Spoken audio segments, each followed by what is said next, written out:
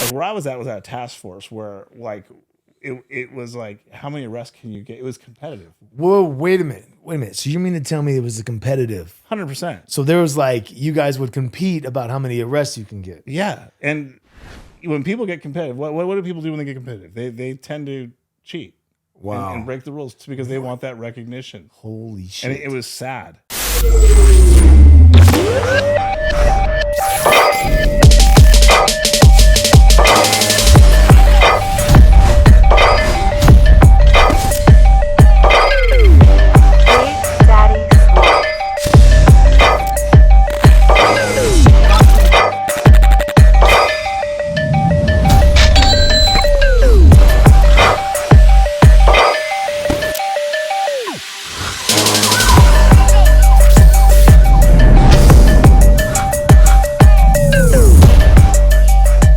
BDS.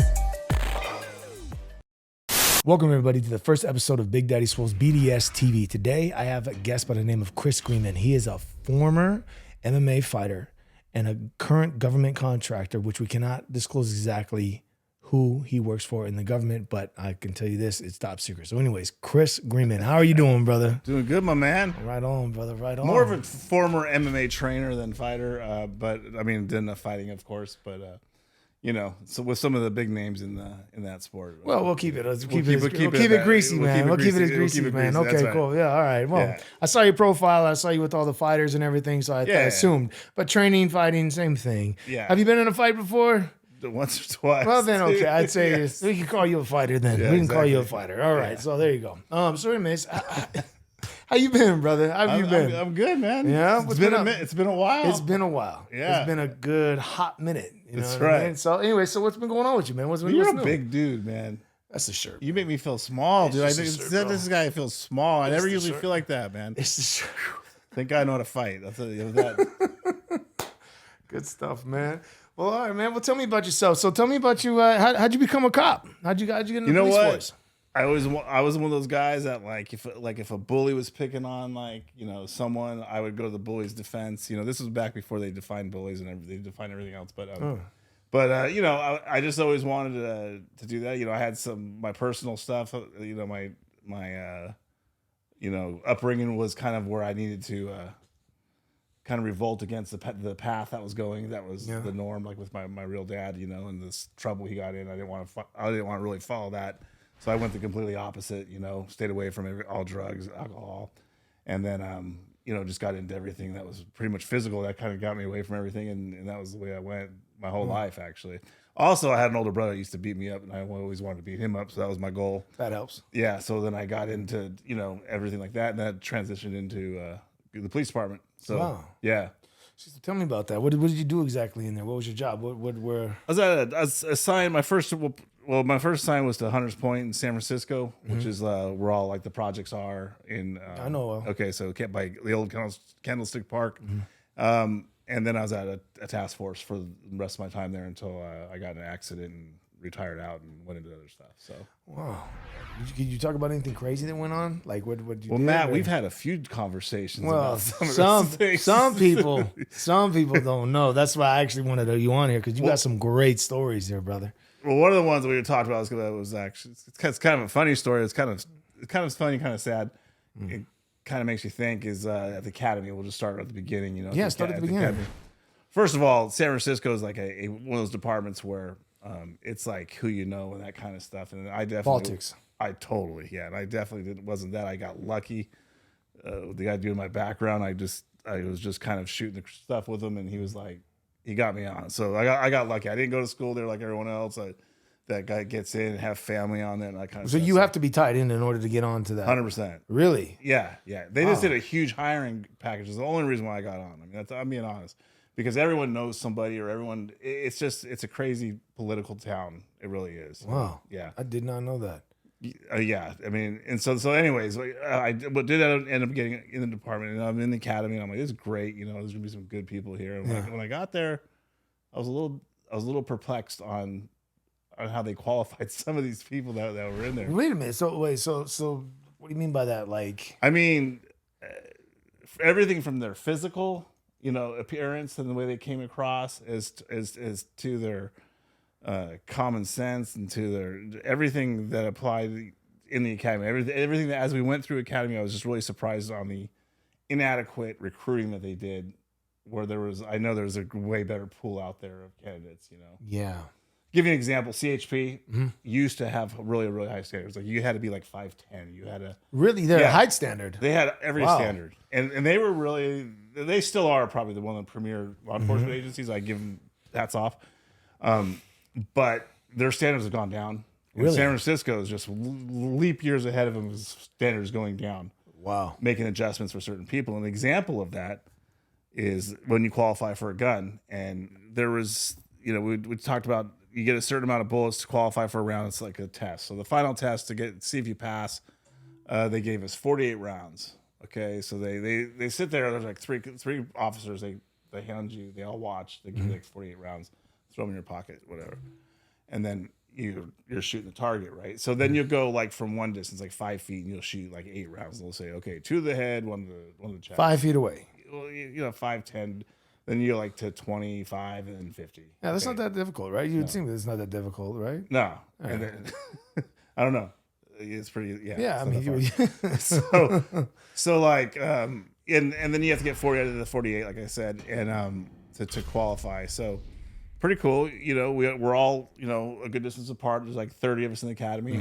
And, so go through you hear it on the microphone. The gun master will say, okay, 8 rounds there, or, 5 rounds there, and then they maybe go to like a kneeling, and then maybe like a prone and stand up positions. Okay, so lo and behold, to go through it, you got a few people there that are kind of competitive. They all want to do the best. I'm kind of a competitive guy, so he started counting people's targets, and like they'll say their last name, and they'll go pass, and they'll say how many rounds they got, like 46 or 44. They get to mine, and they go 50. And I'm like, yeah. And then I'm like, what? Wait, 50? Yeah. You just say 48 rounds. It's 40 rounds to pass, right? And they only gave you 48 rounds. Yeah. So that's magic bullets. So he's like, Officer Greenman, how did you get 50 rounds? I go, I don't know, man. I'm like lost, right? and then he just says, he goes, okay, stand by. And then they go to the next person next to me, and they have like 10 out of the 48. No way. Yeah. And 10 rounds out of 48. You're talking about a distance. You should have got the first 10 rounds of the first 5 to 10 feet. No problem. You would think. Okay. All right. So go on. Now, okay. So it didn't take a lot of smart people to figure out that, she shot my target on accident or on purpose or whatever you want to call it. She? Yeah. She did it? A yeah, girl? It was a a female, Okay. I mean, but it could have been anybody, I suppose. Yeah.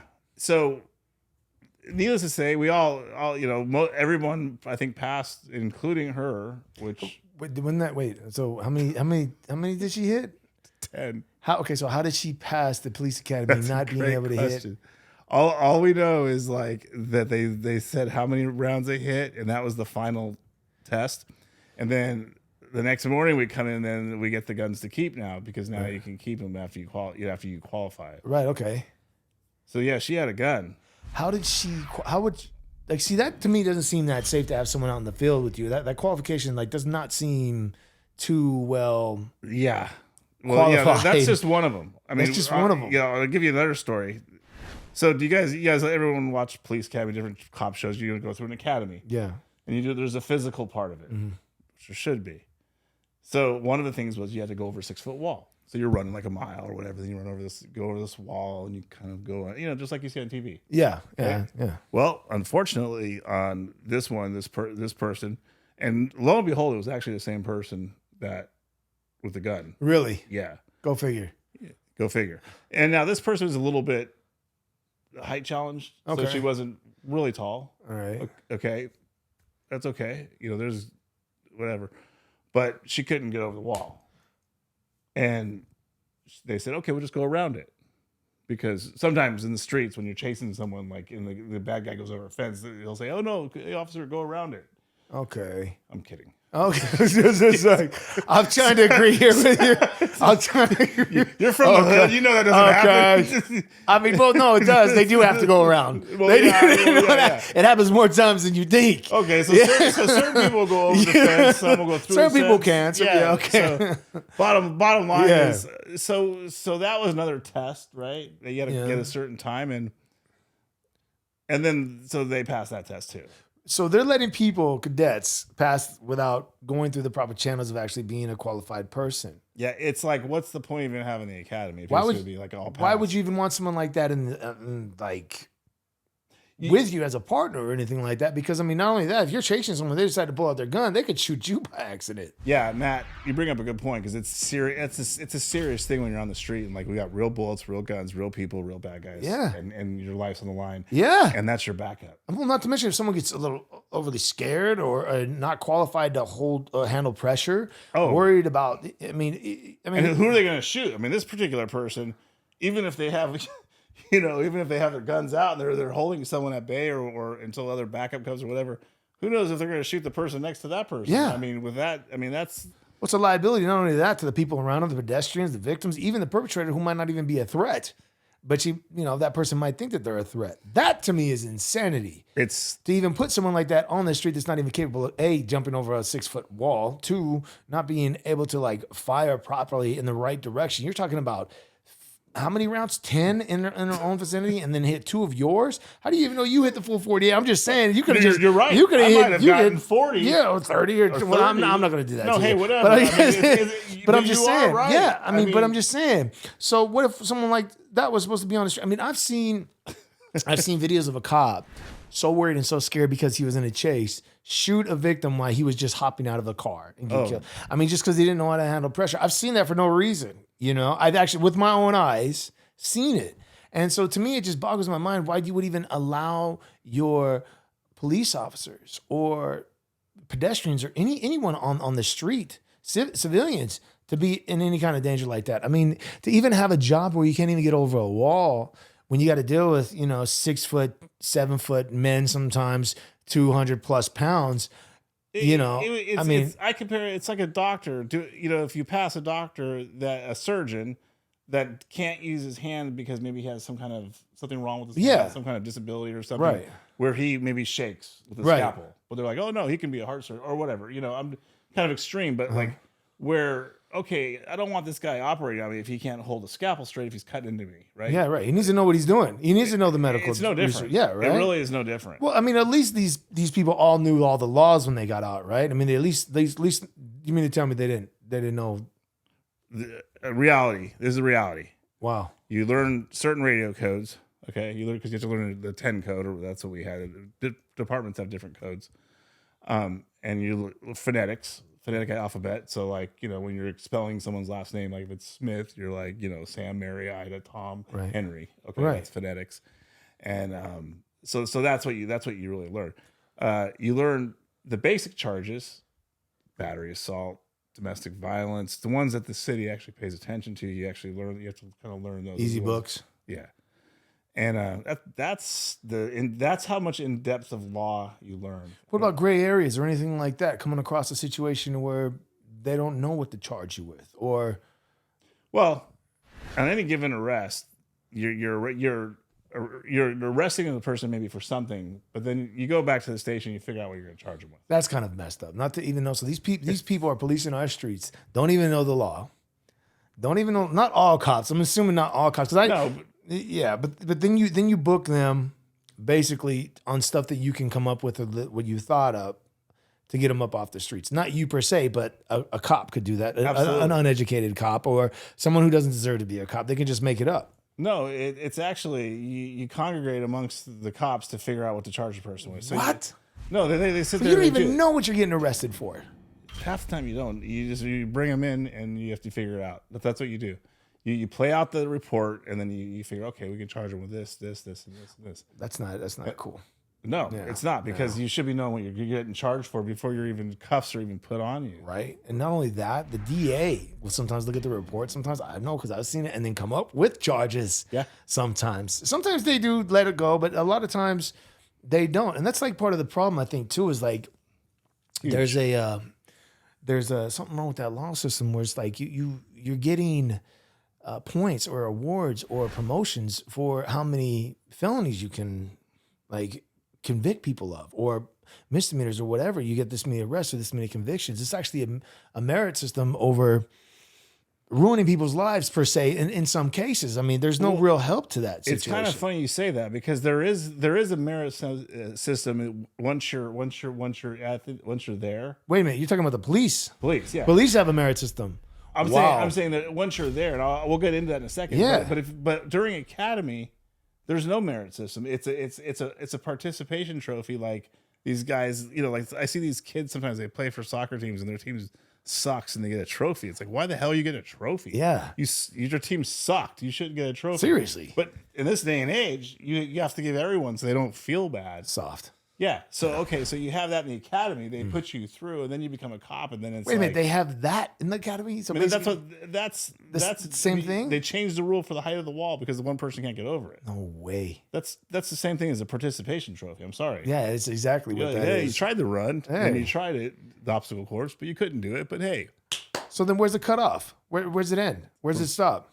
Great question. Yeah, right. Great question. So, all right, there you go. Well, that makes me a little bit more. I mean, but it just doesn't make sense to actually hire a bad police officer, because not only that, it makes your community less safe. If you don't know how to deal with people, it makes the police officer unsafe or unfit for duty, because then now you're putting that person at risk. I'm sorry, but anyone that is dealing with blunt male force should be met with that. It shouldn't be met with anything less than that, to be honest with you. That's my personal opinion, because what are you going to do as a 120-pound female going up against a man who is 220 plus pounds, 300 on any kind of drugs or PCP 100%. or whatever that's just going nuts? No, you're just going to become a victim at that point, especially if you don't know how to fire your gun or defend yourself. I mean, just to even try to hold someone there. Right. It's dangerous. It's so much harder when someone's on drugs. Yeah. I have like crazy examples of that too. But another thing, domestic violence. If you're beating up your girlfriend, your wife, or whoever you're with, right? As an example. And you got like 120 pound, and no offense to this person shows up, right? And they have to escalate violence. As a cop, you just can't shoot people. Right, you have to escalate. You go. You would think. You go to a taser, your baton. Yeah. Whatever you're going to try to do, right? But none of it's going to. I mean, the baton's not going to work on you. No. With a 120-pound person, you're gonna be like stopping it. And, so especially your adrenaline's already going because you can be able to fight. Maybe you got hit. Who knows? You're already mad. Yeah. But the point is like, who do you want coming? You want someone that can handle themselves. That you might look at and be like, well, that may Because as a man, you get that feeling when you size somebody up, or right, where you're like, okay, I'm not worried about it. You get pumped up off it. Yeah, we're made for this. As males, we're made for this. Exactly. We talk about how tough we are all the time. So go back to what you were saying. I'm sorry. What's up, everybody? I'm Big Daddy Swolls. Hopefully you're enjoying your entertainment on BDS TV. If you are, please make sure to give me a like, comment, and subscribe so you guys can be the first to be notified about new content that's released. Also, be sure to check out my website, my music page, my social media platforms, and our merchandise store, all listed on the links below.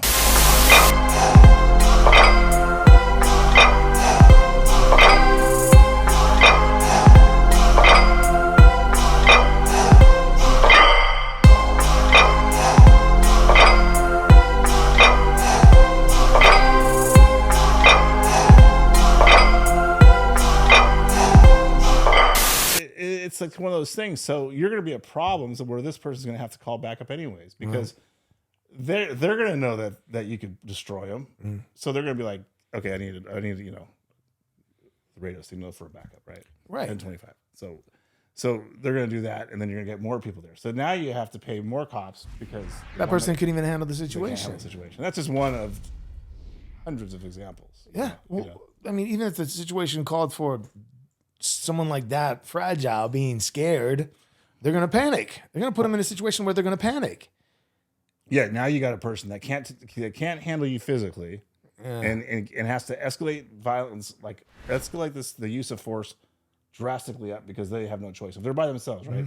Single man unit shows up, they come up. Let's just say it's someone that's smaller stature and that kind of stuff. immediately have to go to a gun, right? Now, if this is the same person that was at Academy with me that likes to shoot in various directions, well, maybe your neighbor is getting hit when I'm trying to shoot you, or maybe the victim. I mean, so many bad things can happen with unqualified people. It's horrendous. I think they could at least do that. At least fix that. At least know the law. At least know how to shoot. At least know how to run and be capable of some sort. And, you know, I mean, like I said, this isn't a stab at all cops, because there's a lot of good cops out there, but there are some pretty bad seeds and also some definitely unqualified ones out there.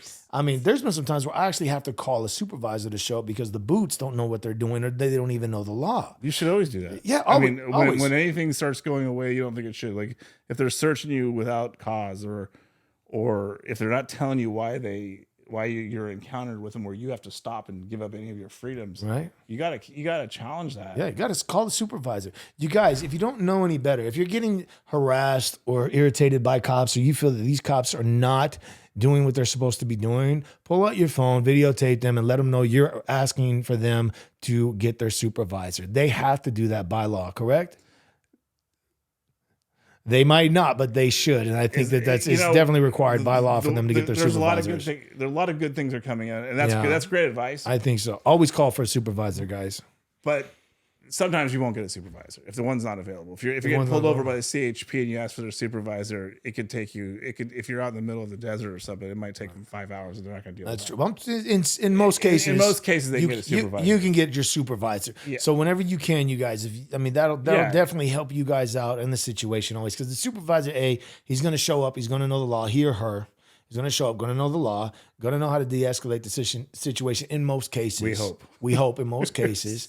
He's also going to, especially if it is a situation where it can be de-escalated by knowing the right knowledge in the law.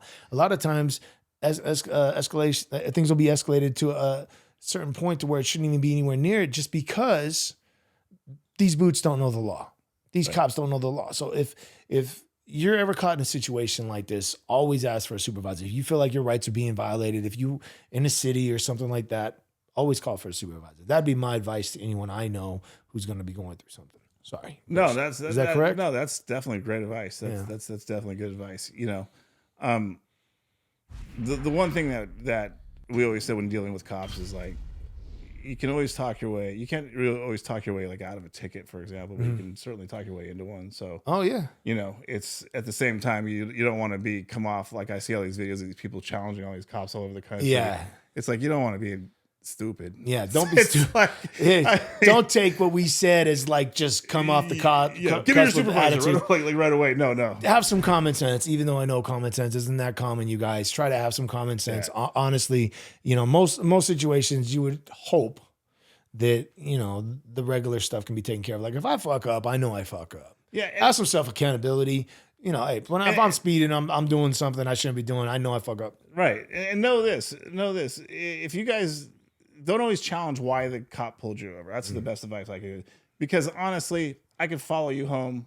Yeah. You know, I could follow you to the market. We could leave here and go to the market. I could follow you. And I promise you, I could find 4 or 5 traffic violations you'll do. Whether it's impeding the flow, whether it's not turning lanes without due caution, whether it's a taillight out, whether it's reckless driving, whatever it is. Wow. Okay, I'll find something you didn't. If they want you, they can get you. Proper signal. If you change lanes without having the proper footage in front of you before changing lanes. Footage. Yeah. Wow. Then or car lanes. Then I can do that. I mean, there's so many things you can get pulled over for. So you know, when people say, "Oh, I wasn't speeding," okay, well maybe you weren't speeding, but he's gonna think of 5 other things you're doing wrong. Right. So talking on your phone, whatever it is, seatbelt. Those are all just PC with probable cause to pull you over. They can make up probable cause. Yeah. And what are the reasons why they could search your car? What are those reasons? They can make up reasons like that? Almost never, unless you are impaired. If you're coming across impaired or the smell of alcohol. Okay. But say you're not drinking. Right. Say nothing's wrong. They say, well, I think you've been drinking or whatever. And then you obviously go through a field sobriety test and you pass it. And they say, well, I still think you're under the influence. Well, the only way that's ever going to stick in a court is if you are 11550 certified. Okay, and very, very few cops are certified in that, and they're not able to detect that. So it's, you know, Good news, bad news. Good news, it'll get thrown out. Bad news, you still have to go through all the BS, right? Which isn't right. Okay, so, but they can make up any kind. They smelt something, or they can make up anything, correct? But with cameras, I mean, it's good for the people because now they're held in a cloud, so it's protected, so they can't go in there and change it like they could. Cops though, not everywhere, but it's getting there. Yeah, I'm more concerned with what's going on without the ones like those guys. Right. What do the cops do? Let's just say if they want to search your car, what can you do to prevent it if they are dead set on doing it? Is there something? Yeah, you can there do? is. Make sure your insurance is current. Yeah. And I'm not trying to say this to be like like a square peg. No. I mean, saying make sure your insurance is good. Right. Because that's a huge one where they can tow your car for that. Put it this way, the best way to look at it, anything they have reason to tow your car for, they can search it because they're going to do a search incident to a tow. What is that? Meaning, so say your license is expired. Yes. I can tow your car. You can tow my car for that? Yeah, because you can't drive. Wow. Don't you also go to jail for expired? No, if you have a license, if you say your license if it's expired. If it's expired, I'm going to write you a ticket and then I'm going to tow your car. But why I write you a ticket? Suspended, sorry. Yeah. Yeah. Why I write you this ticket, you're going to stand by, probably, and put you in handcuffs a little bit just so you don't run away because you look fast or whatever. And then I'm going to search your car because I don't want anything getting stolen and being responsible for it. Wow. Right? And lo and behold, something in plain view sight that maybe even wasn't in plain view sight makes its way into evidence, and now you're searched for that. Wow. So it's planting. I'm not saying planting. I'm saying maybe I opened up a cabinet or like a compartment in your car. Yeah. And there's like a baggie of meth. Let's just throw that out there. Just random bag of meth. So they do that. What would be the reason why a cop would do that? That's another thing. Maybe you have a bad attitude. You can get, wow. You want reality. That's real reality. I came out here to give you the straight up stuff. Give it to us. This is great. Okay, so if you can honestly piss off a cop that's having a bad day, who's used to doing this stuff because he's become so callous to the environment he works in. Yeah, and we'll talk about the callous part. Okay. Yeah, that'll definitely come up. But maybe my girlfriend just cheated on me. I'm freaking pissed. Who am I going to take it out on? He looks like the guy. Yeah, it looks like dude that just passed me up on his phone. Yeah. I'm like, oh man, screw that guy. Right. I'm not saying how to do that, but I'm just saying that does happen. I mean, you want to be. I mean, that's so. Cops are just human. They have bad days too, and some stuff.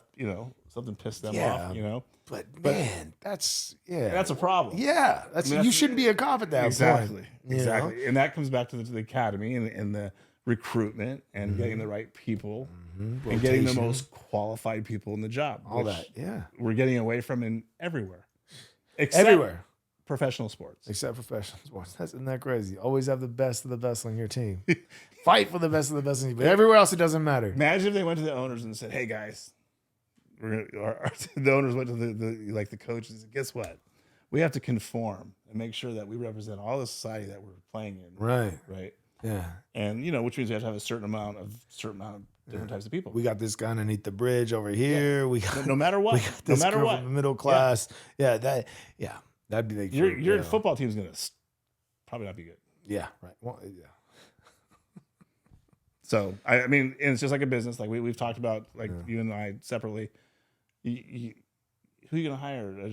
The best of the best. Exactly. It doesn't matter about anything else. You want to win, right? You want to win, right? Exactly. Well, I mean, why does it have to be like that? I don't understand. I mean, the goal is you're dumping all this money, all this time that you saved up into a business. You're gonna want to hire the best people possible. I mean, why wouldn't you? Or do you want to throw it away, throw it down the drain? If someone is, I mean, nothing is worse for a business than a bad employee. Yeah, I mean, isn't it human nature though, kind of to want the best and go? I mean, that's the thing. I think everybody wants the best. I just think they have right and wrong ways of going about it. Right. But that's why I always think. That's why I never got it too far into politics, because kind of everybody wants the same thing.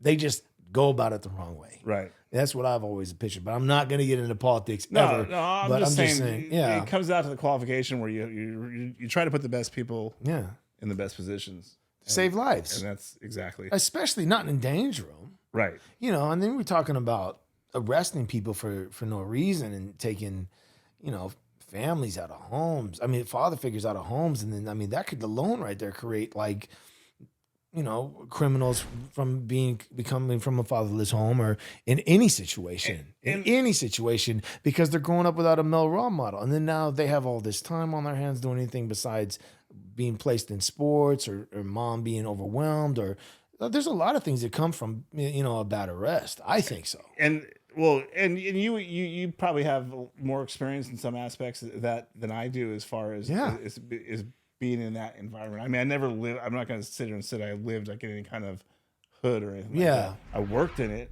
for a long time, so I saw that part of it. Mm-hmm. But the bottom line is, like, where I was at a task force where, like, it was like, how many arrests can you get? It was competitive. Whoa, wait a minute. So you mean to tell me it was a competitive? 100%. So there was like, you guys would compete about how many arrests you can get. Yeah, and when people get competitive, what do people do when they get competitive? They tend to cheat. Wow. And break the rules because they want that recognition. Holy shit. And it was sad. It really was. So you're just talking about lives getting ruined over some competition. Yeah, it was like a fraternity. Not just the person they're arresting, but you're talking about the mom or the father that's in the home. I mean, I get it. There's certain people that do need to not be walking 100%. Around. There are.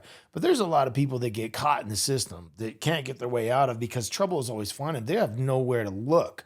You're talking about being in the ghetto, man, like where I'm from. I got lucky. Because I kept my head down. I did my best to stay out of trouble, and I had a whole hell of a lot of luck, and I grinded. Right. I grinded, and I finally got out. But there's a lot of times where, like, I shouldn't be here right now because of some of the stuff that my friends and things were associated with. The friends I still have today. But, I mean, I see how certain people try to change their lives. Right. And if I didn't have that opportunity, I would never be here where I am because, I mean, if I go to the hood, I have no resources to pull from. Right. I have nowhere to go. I have no knowledge to obtain on, one, how to act in society. Two, other than respect means everything out there. Right. So 100%. And then where am I going to go to find an LLC? Where am I going to go to talk to people with money or a great idea or an investment? Where am I going to go and where am I going to reach out to? Yeah. You have to crawl out of that space. I mean, I still haven't even dropped the way I talk almost in a certain sense when I get around certain people. And that's just because that's the way it's grown up and that's the way what you're around. Yeah. And you become, you're part of that society. But the problem with cops is that they're not really part of that society. No. So these cops,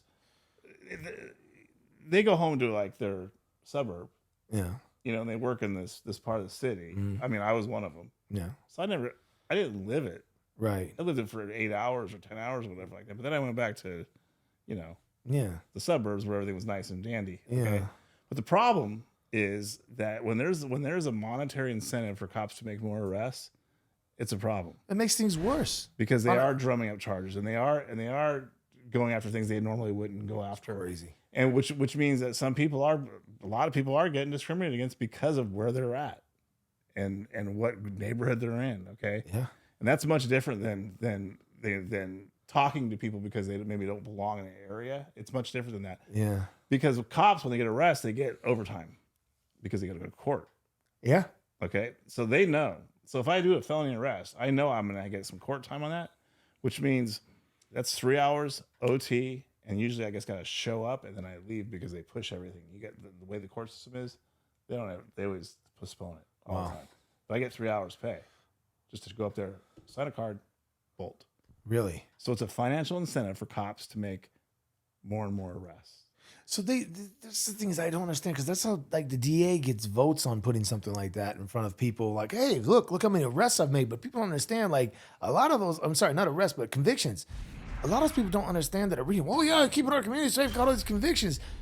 No, not always. Absolutely fucking not.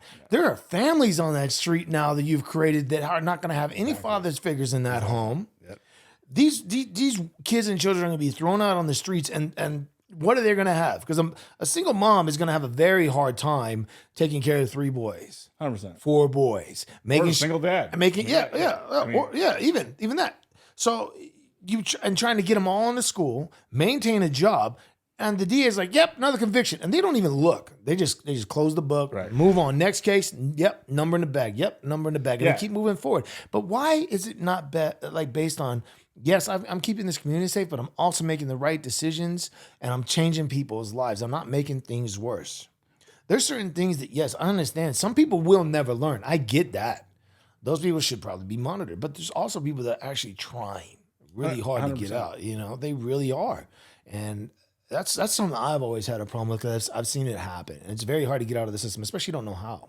Hey, this is Chris Greenman with BDS TV. I hope you're enjoying the podcast as I am. If you need any website work, SEO, check out the link below.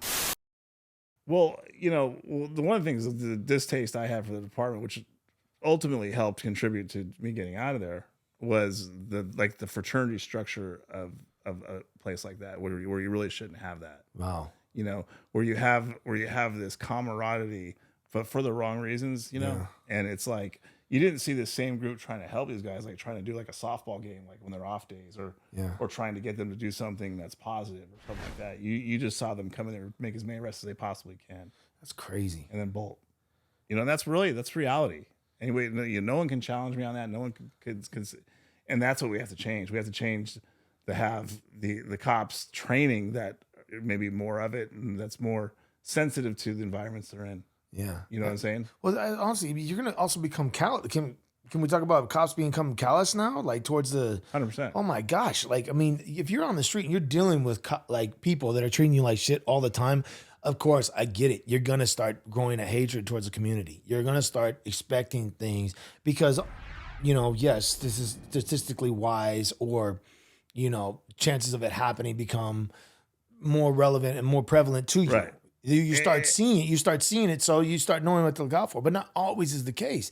But once you become that callous and that used to it, you should be rotated in certain 100%. Sense. I mean, you've had some experiences where you were telling me about that.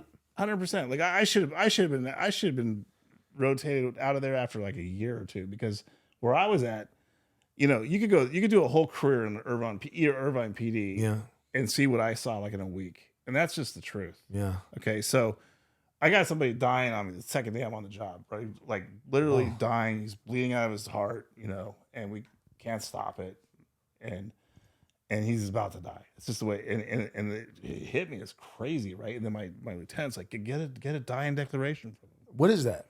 So if someone's dying, you try to get their statement before they die, and you're allowed to use that in court. So it's called a dying declaration. Really? So normally that's kind of like a hearsay or whatever you want to call it.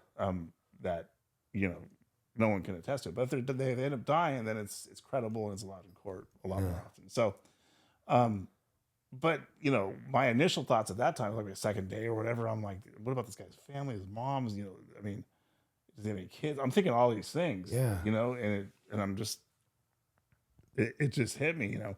But then, you know, like 3 days later, I got someone, I'm picking up their head in a helmet from an accident. You know. You know, or finding it, at least until CSI got there. Oh you my know? Gosh! And literally, a head that's not on his body anymore, and I have to go find it. You know, and so you know that obviously hits you, and then this happens like often and on, and then sooner or later you get to that point, Matt, where you show up to something like that, it doesn't even faze you. Wow! It's like doesn't even like. It doesn't even faze you. You're just like, okay, well, what do I do now? You know, so it'd be hard pressed to ever find a situation that would get my adrenaline up, like that would excite me or that would scare me.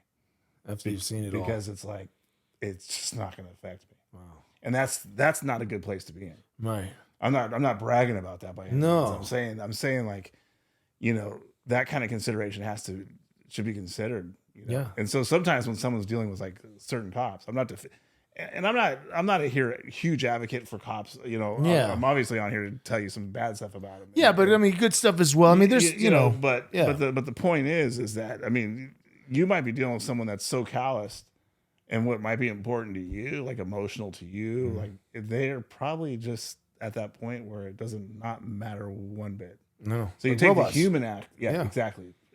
What's up, everybody? I'm Big Daddy Swolls. Hopefully you're enjoying your entertainment on BDS TV. If you are, please make sure to give me a like, comment, and subscribe so you guys can be the first to be notified about new content that's released.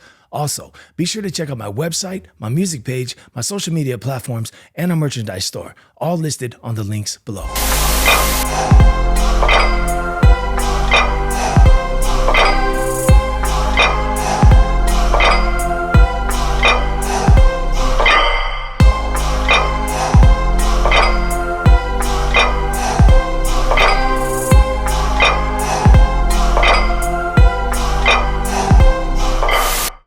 Jinx, because you take the human aspect out of it and you just said robots, and that's exactly what you get.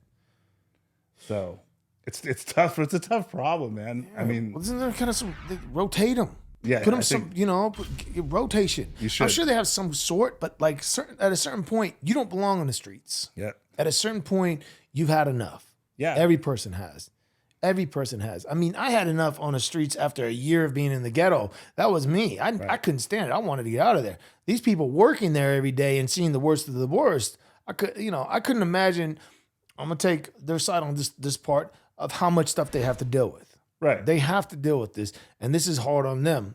However, if things become an adrenaline junkie rush for, arrests and stuff, okay, that's a problem. Total problem. It's a problem because now you're not doing your job. No. Now you're out here harassing people. I mean, you're creating. Yeah. We have a saying in the hood. I think it's like, we never have a cop when we need one, but we always got one when we don't. That's always something we always said. There's always a cop when we don't need one. There's always one when we don't need one. And I think that kind of. We had one in the police department too. It said no one wants it. No one ever calls a cop until they need one. That's true. It's like they got no one wants to see the cops until they call. It goes both ways. Yeah, exactly. It goes both. But those cops are there when I don't need them a lot more than when they are when I do. I'll be honest with you. A cop never gets behind me and be like, wow, thank God. Now I feel safe. Well, now I got a cop behind me. Like, no, I'm like, oh damn, I'm checking my mirrors, I'm looking around. I'm like, oh shit, what the hell? We used to drive around like in Hunters Point, and you're kind of like don't know if you're gonna get sniped at or whatever. Yeah. So you're on your on your toes at all the time because they don't want you there. Like they'll say F you and all this kind of stuff, and that's fine. So they don't want you there, but then as soon as something goes wrong, we get dispatch gets a million calls that they want you there. So it's like, Yeah, it's a double-edged sword for sure. It's something that's an uphill battle. But like I said, you're not going to get there by doing more stuff, creating more problems for the community. It's just not gonna pan out. There's no way. And that's something that I don't. I mean, love will always fix hatred. Eliminate. That's the only thing that'll eliminate hatred. That's the only thing. Now, I'm not trying to be all philosophical or anything like that, but it's actually a true statement. It's a true statement. I think you can't. It's a civil servant job as a police officer. You shouldn't have incentives or rewards based on arrests, encounters, any of those types of things. You shouldn't be promoted based on those types of things. What do you think? Or compensated on it. What do you think you should be promoted on? Like, what would you set up your structure as? I would be promoted on maybe good report, almost like a Yelp review. Yeah. Okay? Yeah. Like if you had a universal website for police officers, just for police officers. That's good. Where you could go in and review them. Wow. Dude, I think I just thought of an idea for us. Oh, wow. Maybe I should wait to publish and go patent that. Go patent. Cut this part. No, but if you did. Yeah. See, a restaurant adheres to it. Doctors adhere to that. Think about this. Yeah. Okay, you go to a doctor and their bedside manner is crap. Right. They're going to go on every website that's in the healthcare industry, ZocDoc, Health Grades, or DocZoc, Health Grades, every one of those websites, and they're going to put horrible reviews about that doctor. And the doctor can't rebuttal back because of HIPAA, right? It's kind of like a Better Business Bureau. Right. Yeah. But that's what so if I'm going to go see a doctor, I always go looking, and I'll Google them and I'll see what other people say because, hey, he fixed me. Hey, he made my knee worse. Okay, well, I'm going to go to the one that says he fixed me, right? Mm-hmm. So the same thing with cops. If you had an unbiased review site just like that, Uber rating. Something like that. It's like an Uber rating. Yeah. But why are cops great. But why are they not accountable for it? That I don't know. Because the Uber driver has all these bad ratings. They're not going to get any people to go on the car. No one's even going to mess with them. And Uber's not going to want them. Right. So Same they're thing. gone. So there you go. There could be something right there. There could be something right there. I mean, but so you would basically reward police on how well they treat people, how they handle the situation. And if you got a 5-star review, and you couldn't base it. You know, if you had categories like you can't, just because you got arrested, you can't go give the guy a bad review. You know? Right. Because that would you'd have to put some guidelines on it. Yeah, there'd be something. You know, it has to be got a like, speeding ticket or something. We understand you got a ticket. And Yeah. then, you can't base this review based on the fact that you got a ticket. Yeah. How did he treat you? Exactly. Was he respectful? Exactly. Did he? You know? But there'll be some crazies on there. But we get that all the time too with businesses. Yeah. Yeah. So you have in business restaurants. Some of the best restaurants will have some bad reviews. Yeah.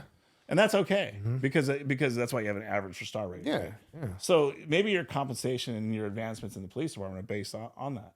Because on the good ones. Because then you're really getting voted by the community. Yeah. So if you have a bad cop that's constantly doing bad things, it's gonna come out. It's gonna come out. It's gonna come out. So that would be my solution, and possibly our new business plan. Yeah, possibly our new multi. We might not be doing this podcast anymore, bro. Yeah, this might be the first and last. First and last. Done. See ya. No, but that would be my. I mean, that's really it because you're graded. Yeah. You know, not based on how many arrests you get, because how many of those are you fabricating? How many of those are probably wouldn't normally arrest them and that kind of stuff. That'd be a great idea, actually. To be honest with you, that'd be 100% great idea. And there'll be cops that are watching this that are going to say, "Oh no, man, we're not compensated on that." But that's not true, because when you get overtime, and overtime is paid, it's time and a half or double. Well, did you have captain accommodations or something? Absolutely, you get those too, right? I have those. I have more of those than I can. So there are incentives, and for the DA and for the cops, there are incentives, you know, and the challenging aspect of it. And then, I mean, you're talking about all that stuff. Were they doing anything else in there, like, money or? Oh God, yeah. Good point. Yeah, when you arrest somebody, especially where I was at, and you either got to go with the program or you're gonna probably get fired or whatever. You know, I was a new guy in the job. Wait, so this is when you just started? Just started as a task force, right? Off probation, all that kind of stuff. Yeah. Go in there, all bushy-tailed and everything. Fortunately, I did my training in a rough place, so that's probably why I got sent there or whatever. But whatever. I see bringing some guy off the street and booking. This guy's got like cash galore, and drugs, and they throw it all on there. I'm sitting next to this guy, and there's at least, I'm not even kidding, like $5,000 there, right? At least $5,000. Oh wow! So finished up the report, all high and tight. I go look into the evidence log, and I was booking something else in, like to the evidence log where you book it, where, like you'll turn in the money, and you turn in the drugs, right? And the number was like a lot less than the cash that was booked in. Right? Is this something you actually saw? Oh yeah. Oh wow. I mean, that's like all the time though. I mean, it's like all the common time. practice. Wow. Yeah, if you catch them with 2,000, you book in like 1,000. You can hide money like money's hideable. What are they going to say? Yeah. They're not going to want to say nothing because they're like, that's going to look like more money, which is going to make them more guilty.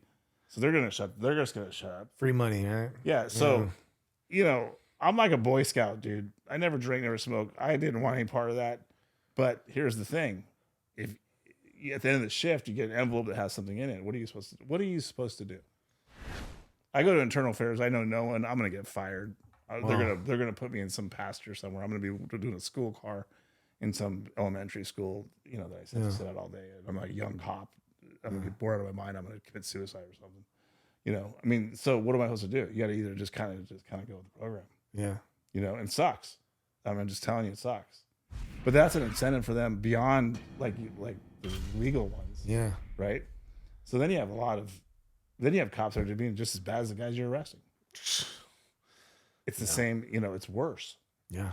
Because they're entrusted. They have the power. Yeah. Right. Yeah. So that's, it's bad. But where does it even stop? You know what I mean? Like, cause it always keeps coming up. It's always around. Well, I mean, something like with the body cams, you only have to have those on when you have interactions with someone. What they should have is the body cams when you're booking an evidence. Yeah. And that should be required. Really? And maybe that's another website or something for us. Yeah, right. You want a solution to the problem. Yeah. That should be anytime evidence is handled, it's on camera. Because if that's the case, then you won't have a lapse in chain of custody because you have timestamps and all the videos. and it'll be a way that you can secure all the evidence change. So no one's planning anything on you. No one's doing anything like that. Wow. Okay? Yeah. Because you need basically a bookmark of everything that's happened up to it. You need video footage of it all from the start to finish. Yeah. To the book. Otherwise, these things are going to start happening. And how many people you think they're in jail still because of these things? Oh, you talk about like third strikes. You talk. I mean, dude, if whole your life's ruined. If you're gonna fabricate something and it's a third strike, you just screwed that person for their whole life, generations. You know, you brought this up to me before on how many people that affects. Yeah. Not just, and how much does it affect the cop? Not a big. Don't even think about. I'm gonna tell you right now. Doesn't even care. Not even a blip of a memory. Doesn't even care. Just keeps on moving. While a whole family, a generation is just tormented. That's the problem. That's why like the review thing would be great. Yeah, it'd be amazing. Because start from finish with the body cams, the reviews. I mean, that'd be pretty good. That'd be a pretty good idea. I mean, especially in those harsh areas too. Yeah, because you got to look for solutions here. You just can't talk about all the problems that are never going to get fixed. And but so that's why good that you brought that up, because I never even thought of a solution until we're just sitting here. Well, I mean, look at how those people were using the restrooms. You know, they came up with that solution with the whole. Oh my God! You know, the two people being able to use the restrooms, but the only thing I can tell you about I kind of like having the different gender restrooms. Why is that? Well, I mean, so at the Lexus dealer, when I used to have a Lexus, I go to the Lexus dealership, and they had one that had a silhouette of a man with a skirt. So half the man had a skirt, and then half the man was just a man, and that was like, I guess, transgender one. I don't know all the. Wait, it was a separate one, transgender? Or yeah, was separate. So they had three bathrooms. They had a man, woman, and then they had a transgender one. Why did they just have one? I don't know, but I went in the transgender one because it was clean. So there was no one ever in there. Yeah. And so one day I'm in there, and taking care of business, and I come out of there, and this person's looking at me like I'm a transgender, and I was like, oh yeah, man, I used to be a girl. He's like, well, you did a great job. It worked like that. See, I don't mind those clean ones either, man, because I think it's like because we know like a girl might be coming in. Or but like those regular bathrooms where there's men, Yeah. I don't give a fuck. Like I'll piss all over that seat because I don't even care. I don't even care where it's going. I'll put this on the toilet. I mean, like seriously, like I wouldn't even stuff drunk up. Like man, whatever. I don't even care. But if you put a girl in there, or if there's one waiting outside that knows that you were, if there's a line outside, it says unisex bathroom, and you go in before the girl. You gotta go in before a girl. You gotta tidy up. You gotta put the perfume on. Spray the cologne. Like I don't care if you gotta go number 2. Oh man, yeah, dude. You're flushing right away. You're like on that back. Yeah. You put this toilet seat up. The water's on with soap going to get some fumes. I mean, and then because when you walk out. You know you got to look pristine.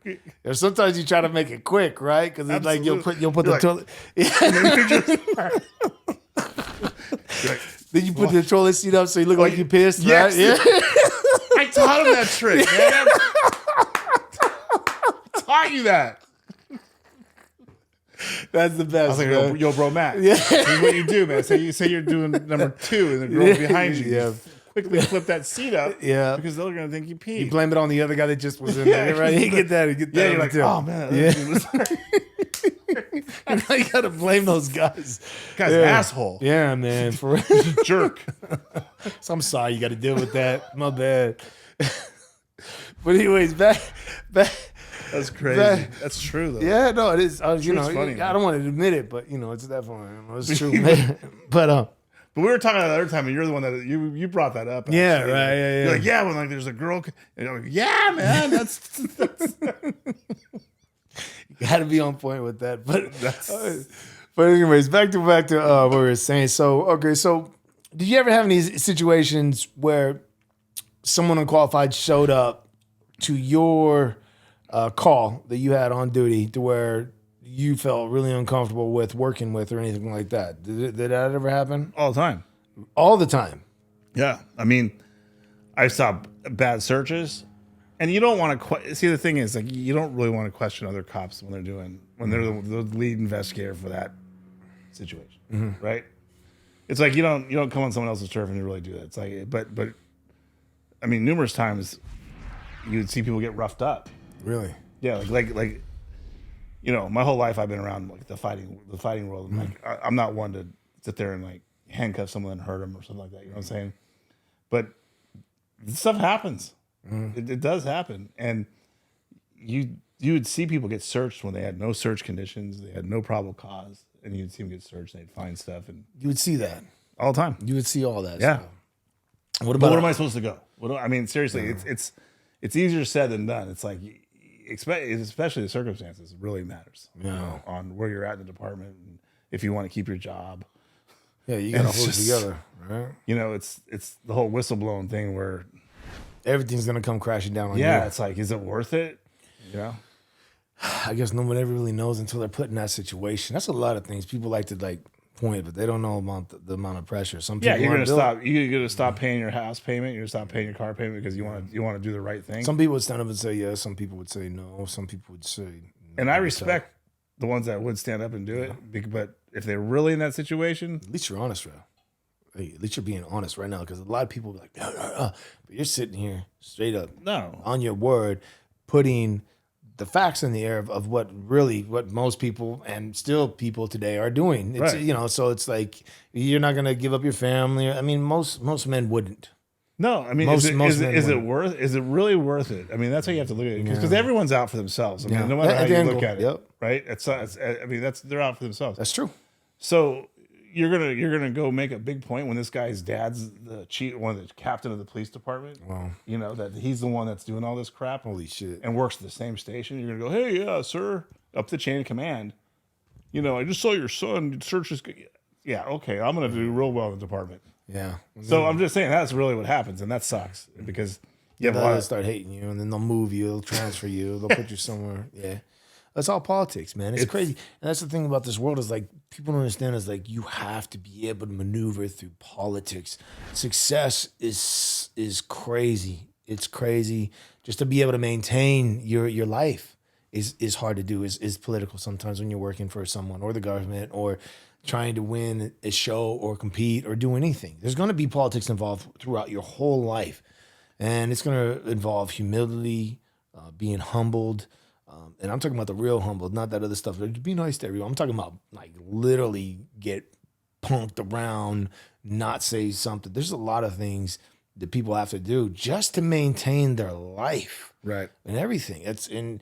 So I mean, for you to actually just come on here and be able to say this is incredible, bro. And I my hat is off to you as far as that goes, man. That's incredible. I appreciate that. You know, so just what you're doing like right now, like even though, you know, better late than never. You know right. what I mean? Oh yeah. I mean, So yeah, that's you know, that's at commendable. this time in my life, Yeah. if I was back then, I totally would have. Yeah. If you knew then what you knew now. Done more. Yeah, but that's like anyway, right? With Yeah. hindsight. It's like, Yeah, when you get older, man, you definitely tend to care less about the crap and start caring more about What matters. What matters Yeah. more. You know, you really do. And that's just something that, you know, you have to obtain that through experience in life and age and starting Right. to realize what is.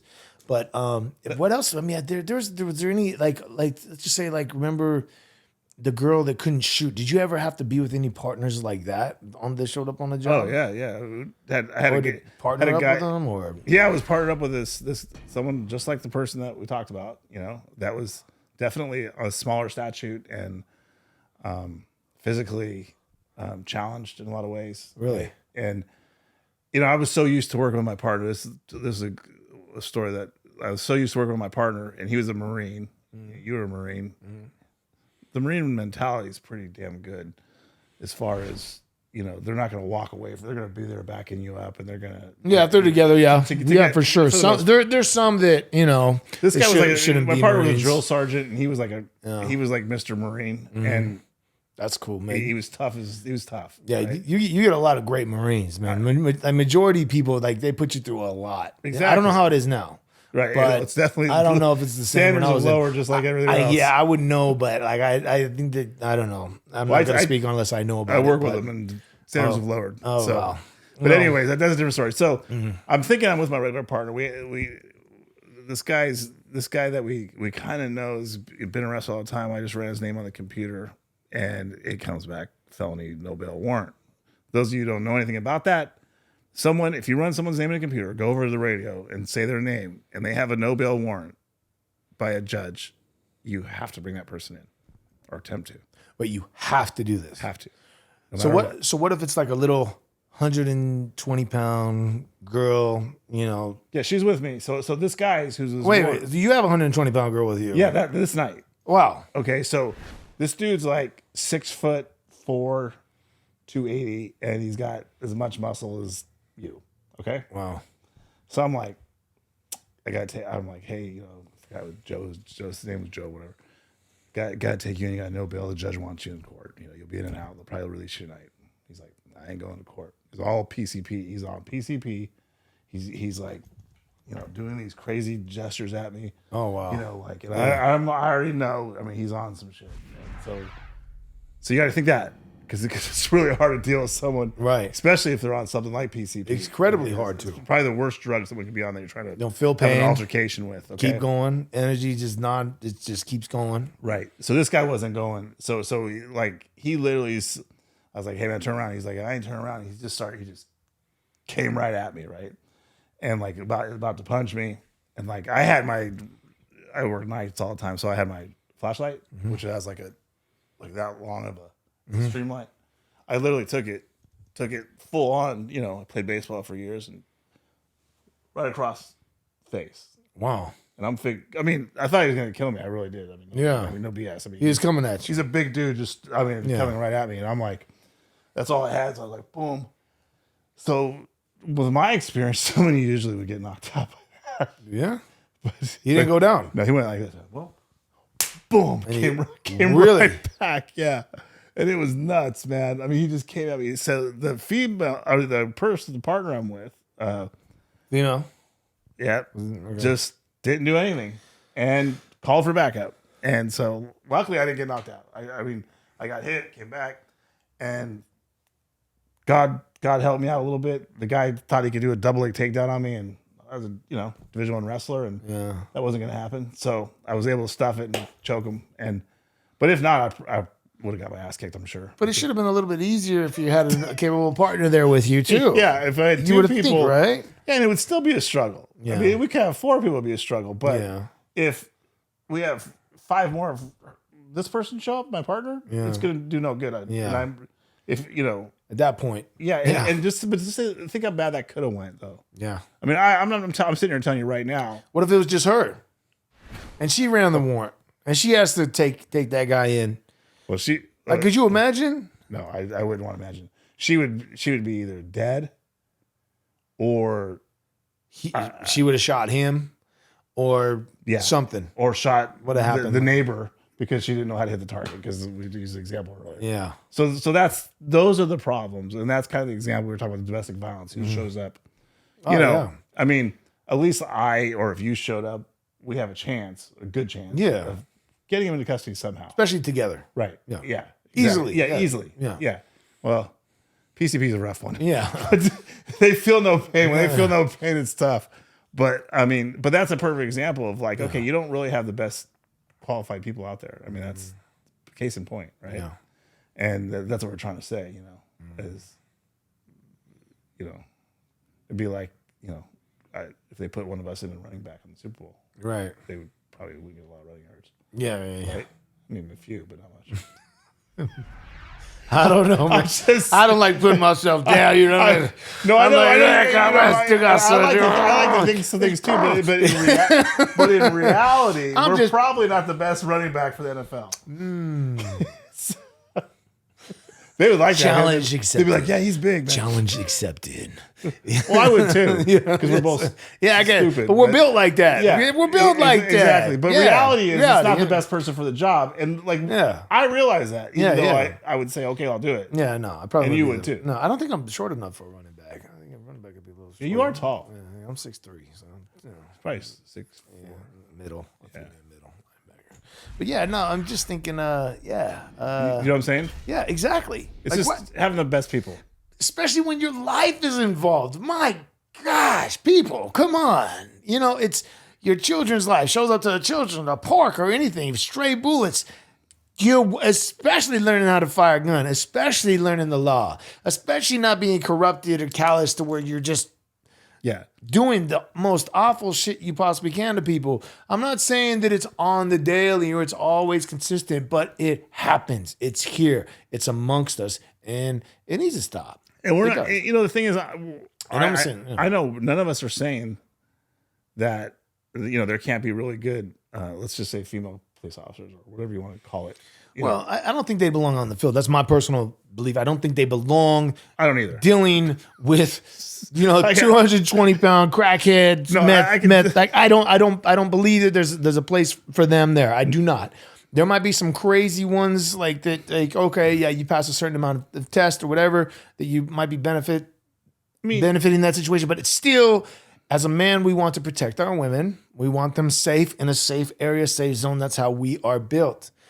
I do not believe a woman should be a cop. That's one thing I do not believe. Or I should say she could be a cop, just not out in the field dealing with actual physical violence. No way. 100%. No fucking way. Absolutely not. No way. I've seen what's out there, and you've probably seen a lot more because you're saying that. But I totally agree with you. And it's nothing against women. I think women are great at so many things. They're better than us. Totally. Things. They control so many more. They are. And so that's not what I'm saying. But in that particular role, it's one that you have better chances of even if you have a Ronda Rousey. Okay, I've trained women fighters, and some of them will beat a lot of guys' ass like in a heartbeat. At the end of the day, though, she's only 125 pounds. Yeah. Okay, that's ways. I mean, anybody that's 120 pounds is not going to beat up a guy that's 220 pounds that knows what they're doing, or even knows how to fight a little bit. Yeah, exactly. It's just not going to happen. I'm sorry. It's just like it's not. And I don't have anything against anyone like that. But I mean, you put me up against someone like that. It's like, come on. Yeah, and you have some skills too. But there's thank you, bro. I appreciate it. No, but some bodybuilders or bigger people, they don't always have the skills, but they're still going to win. Yeah. I mean, strength alone. Yeah, exactly. At the end of the day, if a 18-wheeler hits like a small car, 18-wheeler is going to win no matter what. Doesn't matter what it is. Car, right? Trained over it can be the best technique little car in the world, and they go head to head. Yeah, and the little car is going to go out. Exactly. It's like what was that? I've been hit by some little people. I mean, well, okay, now. Domestic violence is a little different because those women know how to hit you. That's true. They know where those things hurt. I'm not going to lie. They don't stop me, but they definitely hurt. They ever punch me in my funny bone, punch me right in my nose, right where the eye is, where there's no cartilage, like right there, hit me in my, okay. I got a story for you. Give me a story, bro. I show up one night to the scene, and it's a domestic violence. Get there and this guy's on the ground. He's bleeding like crazy. I'm like, wow, that's something different. You don't really see that too often. So it's a guy. Yeah. Okay. But beat about girlfriend. We got a call screaming all sorts of stuff. So, I obviously we call the ambulance for this guy, and I'm interviewing this lady, and I'm like, what did you do to him? She's out. He was sleeping with my friend, and I came in, I confronted him, and he denied it, so I hit him. I go, oh. What'd you hit him with? Because this guy was like bleeding profusely. Wow. The ambulance beat us there. They're taking care of him. And she goes, I hit him with the smooth. What's the what? That's what I said. Smooth. Yeah. You want a smooth? And so I said, you hit him with what? She goes, a smooth. I was like, oh, what's that? She goes, the thing you smooth your clothes out with. What?